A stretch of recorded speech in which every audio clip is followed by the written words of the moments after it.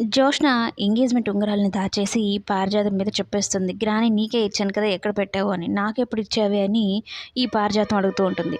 అక్కడ ఒక పెద్ద గొడవైతే జరుగుతుంది. ఆఖరిలో కార్తీక్ ఆ ఉంగరాలను తీసుకొచ్చి దీప చేతిలో పెడతాడు. దీప తీసుకొచ్చి సుమిత్రకిస్తుంది.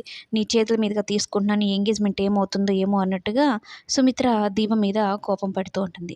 "నేను దాచిన విషయం బావ చూసాడా ఏంటి? తీసుకొని వచ్చేసాడు" అనైతే జోష్న కూడా షాక్ అయిపోతూ ఉంటుందనమాట.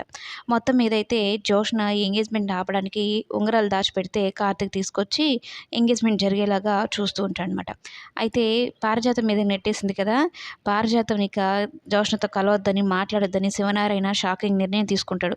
ఇంకొక్కసారి గనుక నువ్వు ఇలాంటి పనులు గాని చేస్తే నేను ఇంట్లోంచి గెంటేస్తానని అయితే అంటూ ఉంటే, ఈ ముసలోడు అనంత పని చేసేటట్టున్నాడని అయితే అనుకుంటూ ఉంటాడు. అయితే జోష్న విషయంలో సుమిత్ర దీపని తిడుతుంది. దీపేమో "ఎందుకు బావ అమ్మ నన్ను కోప్పడుతుంది, ఆ విధంగా చూస్తుంది ఏంటి అర్థం" అంటే, "ఇంకొకసారి ఎంగేజ్‌మెంట్ ఆగిపోవడానికి కారణం కూడా నువ్వే అవుతావేమో, నీ చేతుల మీదుగా తీసుకున్నాను ఉంగరాలన్నట్టు చెప్పడమే" అనైతే అంటూ ఉంటే, "వీళ్ళందరిని బాధ పెడుతున్నానేమో అనిపిస్తుంది బావ" అనైతే అంటూ ఉంటే, "ఒక మంచి జరగాలి అంటే కొంచెం బాధ కూడా అనుభవించాలన్నట్టు దీపని ఓదారుస్తూ ఉంటాడనమాట కార్తీక్.